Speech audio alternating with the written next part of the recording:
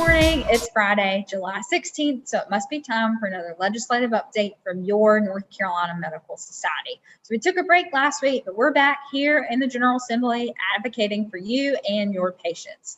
The big news this week was that there was a stakeholder meeting on the SAVE Act. This is House Bill 277, Senate Bill 249, the Nurse Independent Practice Bill. This bill would remove physician supervision in the law for certified nurse midwives, certified nurse specialists, nurse practitioners, and CRNAs. So this bill would completely remove physician supervision for all of those nurse groups. Now, I know this is an issue that many of you feel strongly about, you're passionate about, and care about.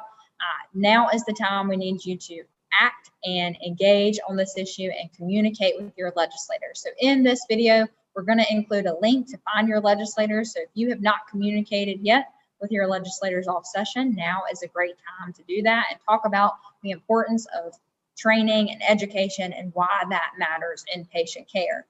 Now, only 2 physician specialty groups were invited to this meeting by the bill sponsors, along with the North Carolina Medical Society. However, we've created an opposition letter that many physician specialties and county medical societies have signed on to. So if your group is a part of that, thank you. We'll be including that in morning round so you can see the list of all the groups in detail. If your specialty is not signed on, but you would like to sign on, let us know and coordinate that amongst your presidents and your specialty society or county society board, and let us know. We'd be happy and would love to add you on to that list. Now, within this meeting, we did have Dr. Charlie Montero, former Medical Society president, past president, and chair of our medical team task force, present. And he really focused on how training and education are such important factors to consider in physician supervision and why that matters. So again, we need you to engage on this issue. Be sure to communicate with your legislators, communicate with your specialties and your county medical societies. Now is a great time to react on this issue. Also want to let you know that it was somewhat of a quiet week legislatively. There are a few controversial bills that don't relate to healthcare that moved through.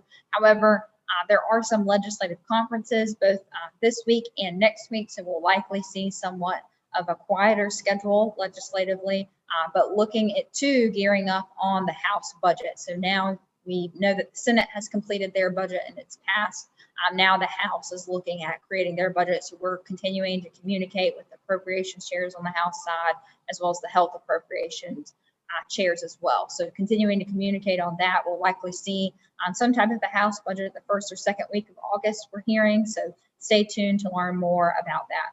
Also, want to point out that if you are having any issues with Medicaid transformation, be sure to fill out our online form. That's how we're going to problem solve and make sure that we're addressing concerns that you and your patients have with Medicaid transformation. So continue to use that as we move forward in this process. That is all that I have for you this week. Medical Society board meeting this weekend, so we'll have more to update you on that in our morning rounds. Hope you have a wonderful weekend, and we look forward to talking to you soon.